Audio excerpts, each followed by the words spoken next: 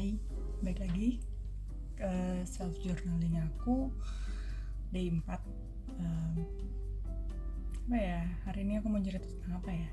Paling tentang keseharian aku hari ini gimana, terus apa yang bisa aku pelajarin dari hari ini, apa yang bikin aku senang hari ini. Mungkin aku juga bisa ceritain kayak apa yang paling aku suka dalam diriku, hal yang paling aku suka dalam diriku, sama nanti memberikan beberapa kesimpulan dari yang hari ini aku bisa pelajarin. Kayak hari ini aku ngapain ya, aku kerja kayak biasa. Aku WFH dan sambil WFH itu tadi aku sempat keluar sebentar buat nemenin mami, nemenin nyokap, terus habis itu belanja barang segala macam, terus udah pulang ada les Mandarin, ada les bahasa Mandarin. Habis itu udah hari ini yang bisa aku pelajarin sebenarnya adalah sembari tadi kerja kan emang aku sempat cerita aku ada beli, mungkin aku belum cerita, aku lupa. Jadi aku ada beli properti lah gitu, dan bukan kebetulan sih, emang ini aku taunya juga dari temanku, anggaplah teman dekat gitu. teman dekat dia, kita ketemu dari kenal dari sekolah juga, terus muncul ketemu lagi di kampus, terus ternyata kerja satu kantor dan sekarang jadi tetangga. Dan jadinya ternyata yang aku tahu kita ada 3 yang sejauh ini ada 3 anak satu kampus. Pokoknya teman kampus ada 3 orang lah, kita termasuk aku. Terus kita bikin grup gitu. Dan di situ kita ngobrol-ngobrol. Nih temanku 2 cowok, jadi aku cewek sendiri. Dan kita ngobrol ya seperti memang udah pada umurnya lah gitu. Jadi obrolannya tentang rumah dan cara mengisinya, plus sama pakai administrasi segala macam, komplainan lah inilah, karena ini kan klaster baru.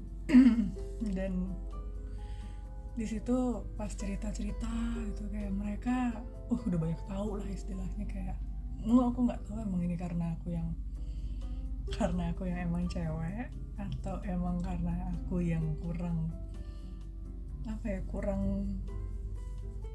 explore, kayak kurang cari-cari tahu gitu. Jadi aku di satu titik tuh kayak bisa menyadari bahwa gila, aku tahunya tuh dikit banget gitu, kayak pengetahuan mereka tuh tentang hal-hal yang seputar ini tuh banyak gitu. Misalkan contoh, ini kan karena perumahan baru, jadi kayak masih ada garansi lah gitu untuk ngecekin rumahnya gitu. Dan aku di rumahku ini ada problem tentang kebocoran air gitu, dan lagi apesnya sebenarnya ada kayak semacam ada orang yang bisa kita kontak lah gitu, ada pihak yang bisa kita kontak, tapi tadi udah aku kontak gak ada respon sama sekali gitu. Dan ini lumayan mengganggu sih, maksudnya gemes aja gitu, karena kok kayaknya lamban banget dalam penanganan. Nah, temanku yang satu lagi emang udah lama tinggal di tempat area situ, jadi maksudnya di kawasan lain lah gitu, tapi masih satu developer. Ya menurut dia emang dia harus bersabar aja sih, dan kayak dia tuh tahu segala macam. Iya, ini kan biasa, aku nggak tahu tempat lain, tapi klaster yang aku ini kalau kita mau renov gitu ada deposit gitu, dan depositnya sekarang lagi tinggi banget. Tingginya kalau menurutku sendiri nggak ngotak ya, tapi kalau menurut temanku tuh ada alasan lain lah gitu. Ya pokoknya dia bisa menjelaskan sana sini, terus kayak yang satu lagi tahu gitu mau ngapain, kayak misalkan oh iya ini tuh kesini aja. Kayak tadi kan aku cerita ada kebocoran pipa itu, aku nggak tahu harus lapor kemana. Nah yang satu temanku yang A, teman lama itu, oh kayak ini kesini aja, kayak ini ada nomornya nih, lu cari aja di sini. Nih yang satu lagi, terus kayak pokoknya kayak obrolan kita emang pokoknya seputar rumah, jadi kayak tanya tentang pembuatan kanopi lah, terus PLN kan ada sekarang lagi ada promo, ini bukannya tapi ada promo untuk bisa naikin daya rumah. Oh mereka berdua tuh udah kayak, oh iya aku mau naikin daya nih dari sekian, kan ini kita 2200 kWh ya, mereka udah mau naikin 4400, satu lagi kayak mau naikin 5500 gitu. Terus kayak aku bingung, perlu nggak sih, maksudnya mereka kan kayak wah udah pede pasti mau gitu, mumpung gitu. Jadi terus kayak gantinya gimana gitu, aku kan nggak tahu kayak gitu ya, nggak paham dan nggak kebayang. Kayak nggak pernah gitu ngurusin ini, sedangkan yang di rumahku sekarang ini hitungannya pakai abodemen gitu PLN, jadi nggak ada yang pakai token dan nggak pernah naikin daya juga, jadi nggak ngerti gitu. Oh iya tuh aku kayak iseng-iseng nanya, maksudnya kayak emang ini kalau naikin daya apa yang diganti gitu. Oh token PLN yang paling depan yang biasa kita buat ngisi KWH-nya tuh diganti, NCB-nya mungkin diganti gitu. Kayak gitu-gitu. Oh nggak ngerti ya, terus nggak kebayang juga, tapi kayak ngedengar mereka bisa ngomong lancar gitu, kok kayak minder gitu loh, kayak kok ternyata banyak banget hal yang aku masih belum tahu gitu di dunia ini. Intinya itu sih, kayak dari perumahan, maksudnya hal tentang rumah aja aku tuh kayak cuman tahu sedikit banget gitu. Kayak ya ini satu, terus ada lagi sebelum ini juga dodol, nggak tahu sini hitungannya mungkin dodol kali ya kalau bagi yang denger, karena kemarin orang yang sempat aku deket itu juga sempat kayak mendengar cerita aku gimana dapat rumah tuh, geleng-geleng kepala sih dia, kayak nggak habis pikir gitu. Jadi gini, rumah yang aku dapat sekarang itu hasil dari temanku yang lama ini. Dia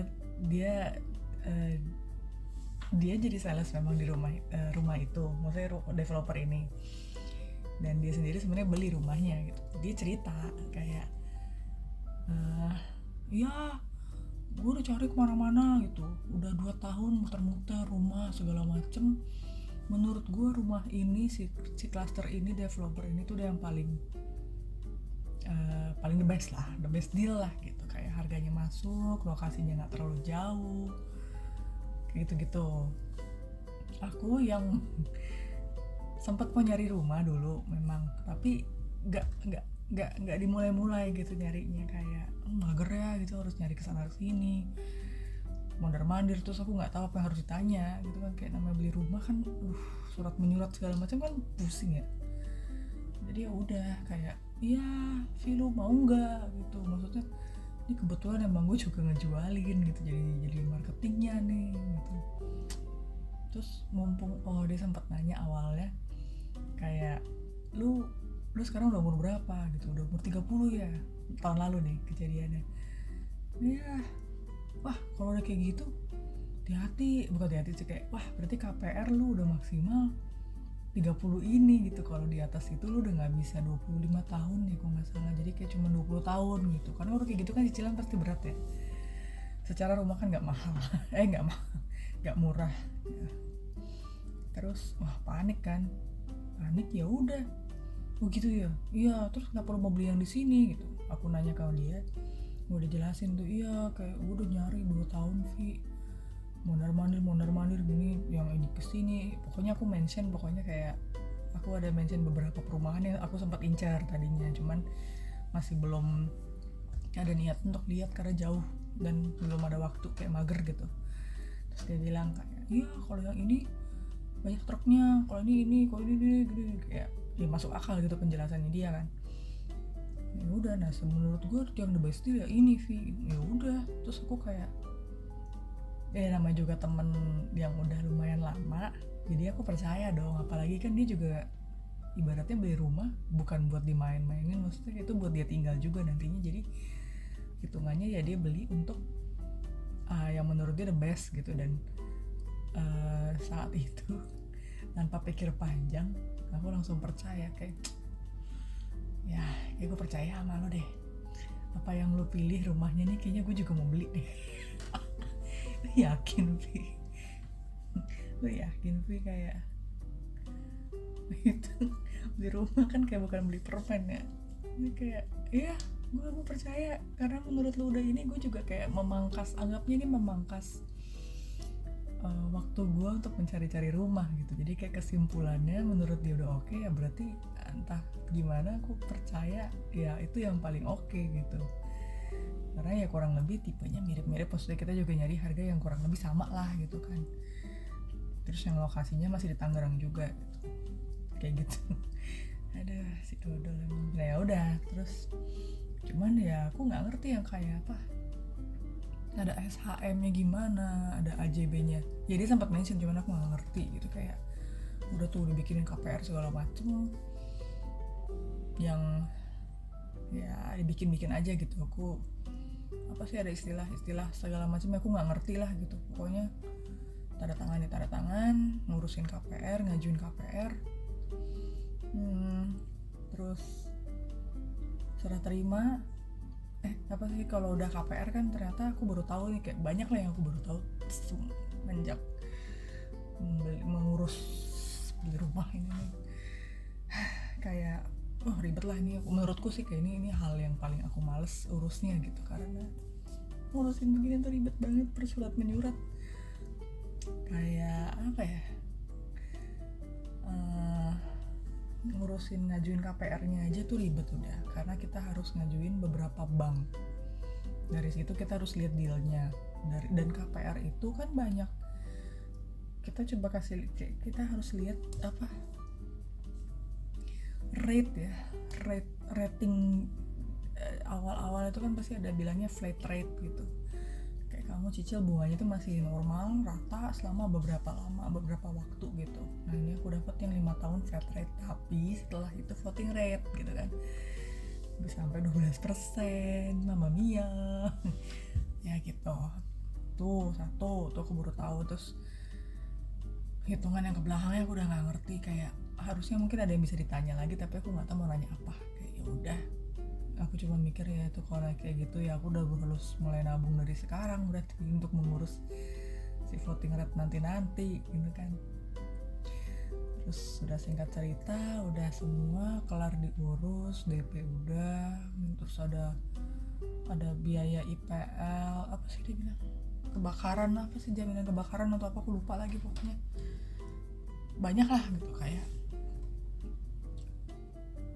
pusing. Terus singkat cerita udah nih, mulai ada satu lagi kayak kejadian setelah itu, udah mulai nyicil ya. Aku taunya pokoknya kalau gitu ya harus bayar terus kan per bulan. Terus iseng hitung kayak gue udah berapa lama nih, berarti cicilan gue udah tinggal berkurang terus dong. Aku baru tahu kalau ternyata tuh pas lagi ngecek cicilannya, selisih cicilan sama, maksudnya anggap lagi nih, kayak aku bayar per bulan KPR itu misalnya 3 juta, rumah misalkan 100 juta. Kalau aku udah bayar selama 6 bulan, patokanku adalah 3 juta ya kali 6 berarti 18 juta dong. Ya udah, kalau kayak gitu kan hasil KPR-nya yang tadi aku beli 300 juta tinggal dikurangin 18 juta. Selisihnya begitu kan. Ternyata pas kemarin aku cek kok nggak kurangnya 18 juta gitu. Jadi si KPR-nya ini kayak misalkan harusnya 18 juta tuh berarti 282 kan berarti. Jadi nggak mungkin, kayak hitungannya kayak masih 295 gitu. kan kaget dong, kayak ini kenapa nih, penipuan apa gimana. Terus pas dihitung-hitung, untung adekku bergerak di bidang yang hitung-menghitung gitu, perkalkulasian gitu, matematika, mereka tentang ekonomi lah istilahnya, bantu ngitung kan. Oh ternyata ya ternyata aku baru tahu KPR itu bunganya gede sekali. Yang dikurangin di 300 juta tadi itu pengurangannya itu kan berarti adalah pokok bangunan ya, biaya harga pokoknya pokoknya gitu. Jadi ada harga pokok si rumah, misalkan tiap bulan kita cicilan KPR 3 juta, itu bukan murni semuanya itu adalah rumah, adalah harga rumah gitu. Ternyata tuh kayak paling bunga pokoknya yang dibayarkan ke si rumah ini paling dari 3 juta tuh cuma 1 juta doang, terus 2 jutanya tuh bunga. Jadi kayak ipit banget gitu, dan itu dilakukan selama bertahun-tahun. Dan aku kayak gila, rugi banget. Berarti gue tabung, gue bayar per bulan 3 juta. Itu kalau dihitung-hitung, pas lagi aku akhirnya gemes kan ngitung, itu si 300 juta ini kok dibagi 3 juta, kalau anggaplah aku nyicilnya bukan ke bank gitu, nyicil ke individual orang, misalkan kayak ke keluarga aku bayar 3 bulan murni untuk membayar 3 juta per bulan, itu murni emang untuk mengurangi si harga rumahnya ini. Itu paling gak nyampe 25 tahun anjir, kayak cuman mungkin aku kemarin total tuh hitung 17 tahun udah kelar kalau emang bayarnya harga full tanpa bunga dan nyanyi gitu kan. Itu kayak anjir.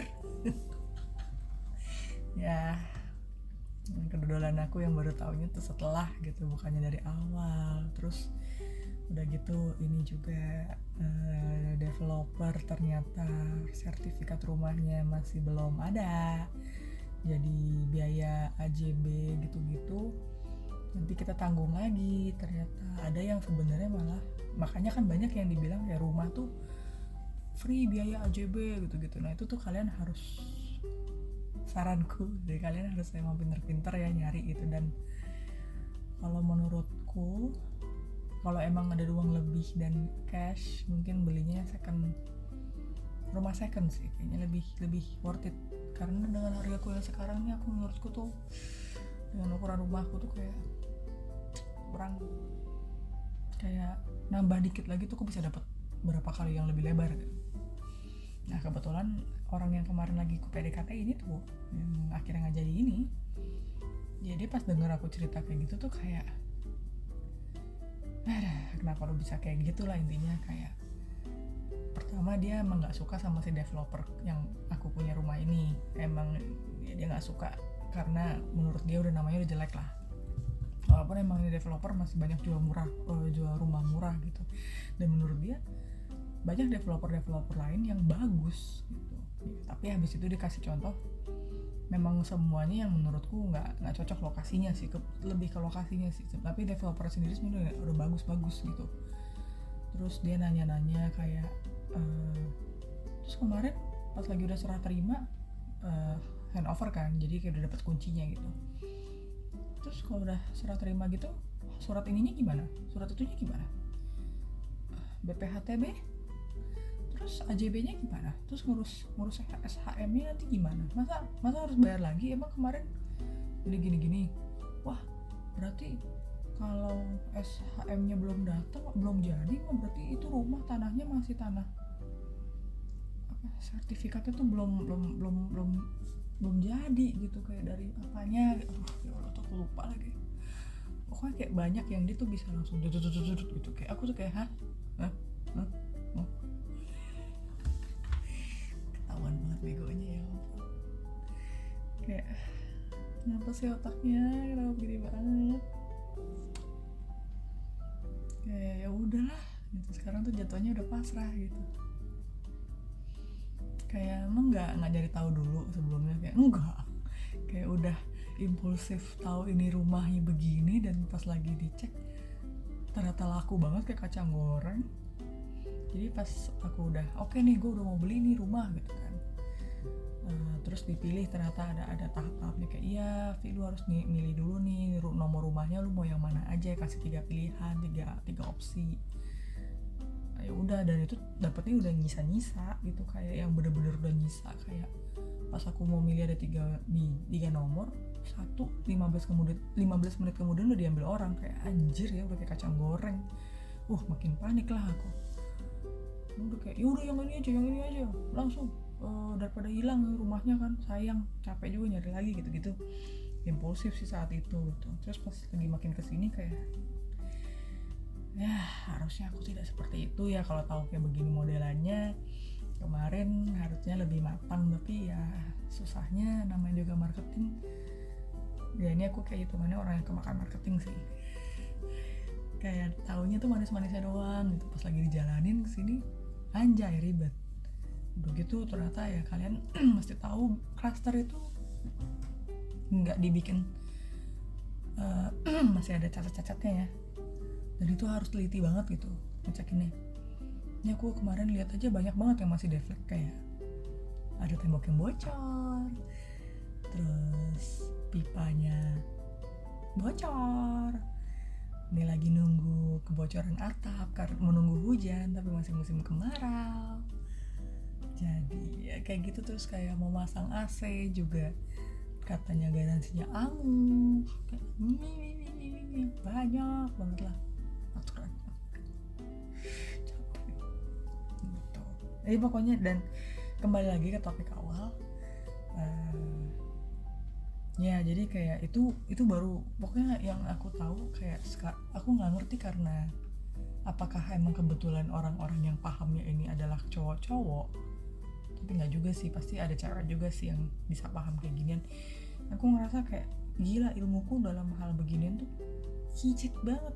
Dan untuk ditanya ke mereka apa sih, kalau aku mau nanya dan mau gali-gali informasi tuh aku juga nggak paham banget. Kayak apapun yang mereka ngomongin tuh kadang suka masuk kiri keluar kanan gitu, kayak nggak menyerap di sini gitu, kayak bush keluar, bush keluar. Kayak aduh, mau sampai kapan? Terus sekarang mau coba self development begini,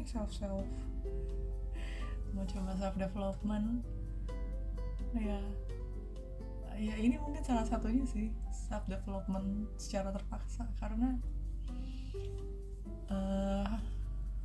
ini aku bener-bener kayak anjir, ini hal yang paling aku hindarin sih sebenarnya. Kayak aku nggak mau pusing orangnya, tapi ya gimana, harus dijalanin. Apalagi ya kita belajar mandiri, dan emang pelan-pelan emang harus kita pelajarin sih ya. Kayak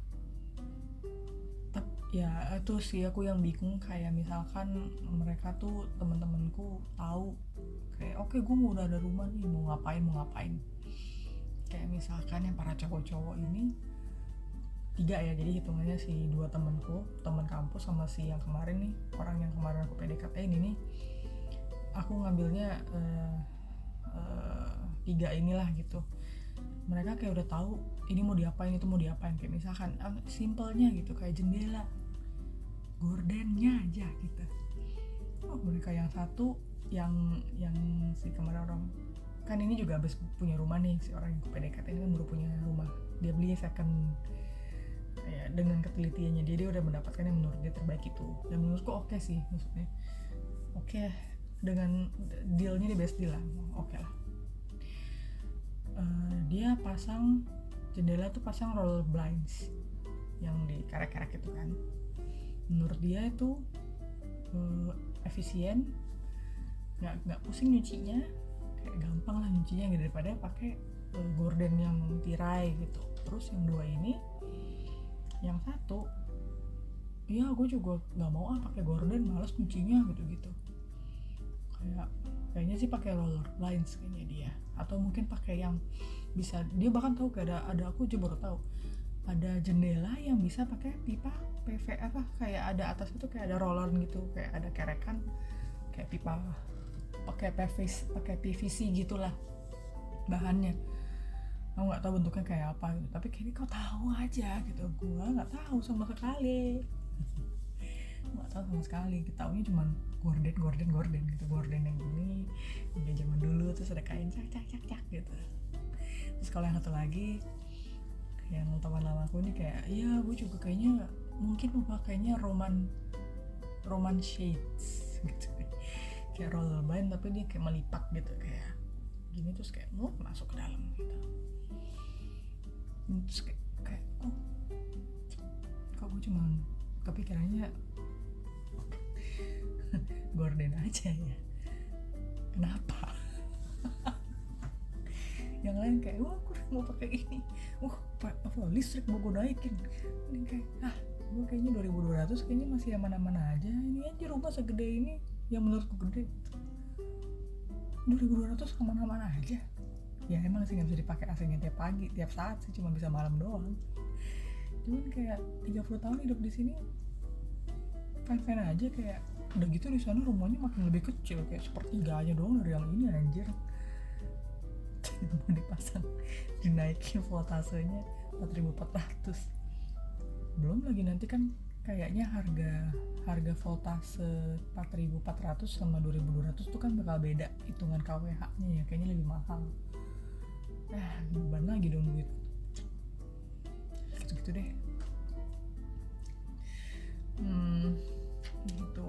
Jadi menurutku apa yang aku merasa kayak 30 tahun aku hidup, 31 ding, itu kayak banyak banget yang aku masih belum tahu, terutama tentang hal-hal yang legal, tentang hal-hal yang tentang menyurat yang kayak apa sih hitungannya, kayak dokumen penting.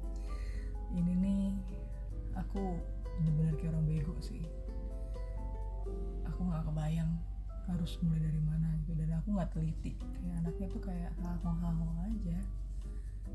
Jadi selama ini tuh kayak kadang masih dibantu otaknya sama adekku, keluargaku, orang tuaku, papaku masih lebih pinter sih emang daripada aku gitu ya. Tapi emang akunya aja yang kebanyakan gaya. Ya kayak mereka tuh jauh lebih paham tentang pengalaman hidup, dan di situ aku kayak merasa gila ya, apa yang aku pelajarin sejauh ini, pelajaran hidup tuh nggak ada yang sampai bisa melatih aku tuh sampai bisa, nggak ada yang bisa ngelatih untuk aku tuh bisa ngadepin hal-hal yang kayak gini gitu. Ini tuh bener-bener masuk di luar zona banget, kayak apa ya, kayak bener-bener ngeblank banget gitu. Wah, parah sih. Dulu kan cuma nganggapnya ya gue sampai tua ya paling nanti ikut suami kalau memang ada, tapi kan sekarang belum nemu. Terus kalau nggak ya emang susah apa sih hidup gitu. Ternyata susah bro.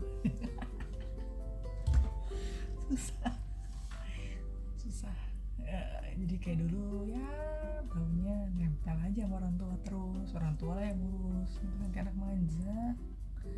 Sekarang dimulai dah tuh lu punya rumah sendiri, belajar urus sendiri deh tuh, gimana itu PLN harus diurus, pam-pamnya lu gimana komplainnya harus sampai bener-bener jadi.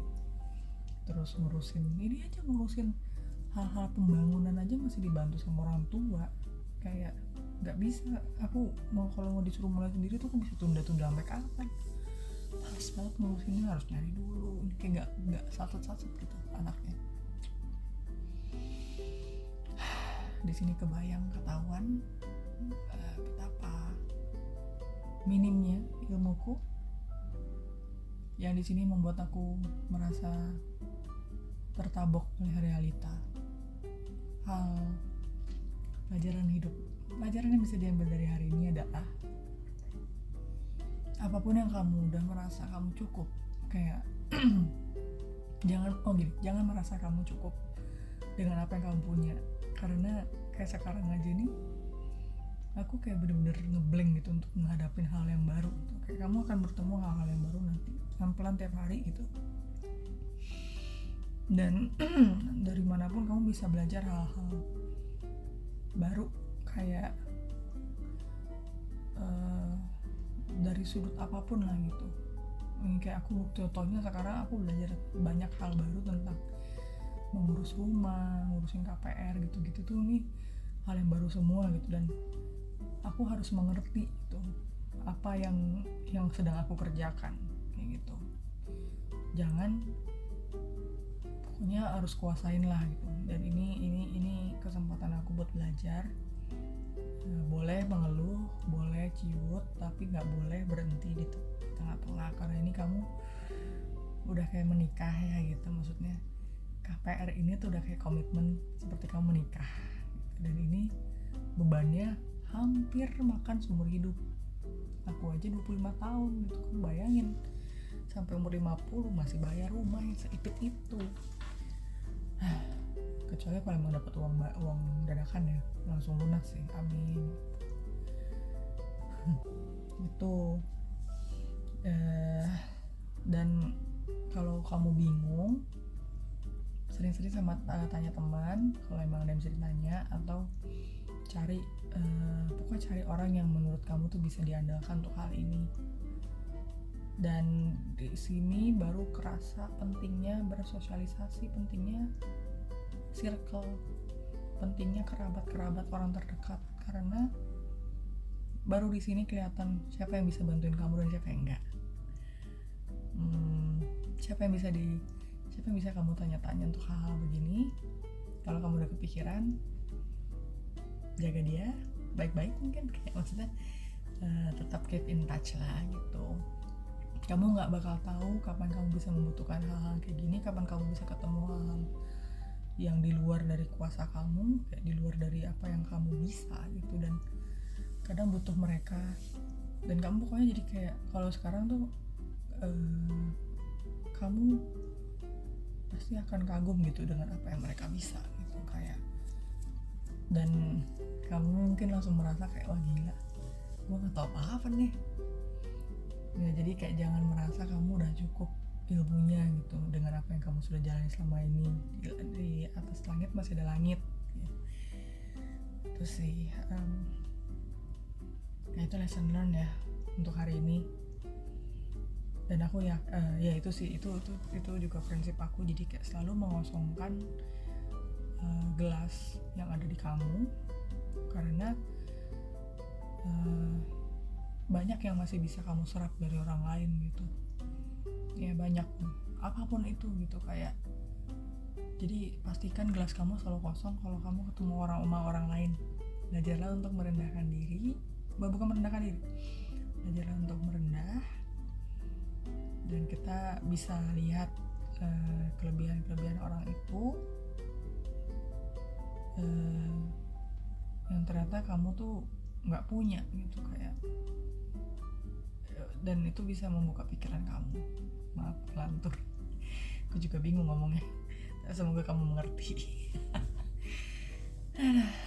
Lumayan lama ya hari ini, karena ini bahasan yang kayak gini nih enak banget, bukan enak sih, maksudnya seru sih, cuman aku yang agak susah untuk menjabarkan secara runut gitu ya. Ini kekurangan aku juga sih, untuk bisa menceritakan halnya runut dan menjelaskan dengan baik ke orang-orang gitu. Karena kadang apa yang udah aku pikir di otak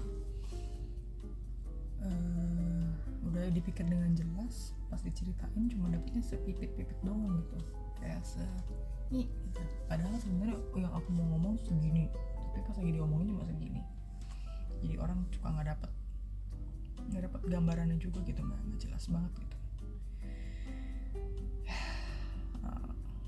Apalagi ya, quotes untuk hari ini tadi udah termasuk lesson learn itu. Selalu kosongkan gelas ketika bertemu dengan orang baru, dan banyak hal yang bisa kamu dapat selama hidup gitu. Kayaknya emang makanya belajar itu adalah proses umur hidup itu. Iya benar sih. Sampai sekarang aja aku nggak merasa aku belajar banyak dari dalam diriku dan dari dalam pengalamanku ya. Jadi makanya kadang aku mikir hidupku kok gitu-gitu aja, flat aja, kayak nggak ada yang bisa di share ke orang-orang gitu, kayak ilmunya kurang gitu. Ilmunya kurang. Ya, semoga apa yang tadi aku ceritain sedikit-sedikit bisa membantu. Apalagi ya, udah sih kayaknya itu aja ya. Udah setengah jam lebih aku bercerita. Lucu juga sih bisa cerita sendiri gini. Oke, thank you for watching. See you next day of self journaling. Bye.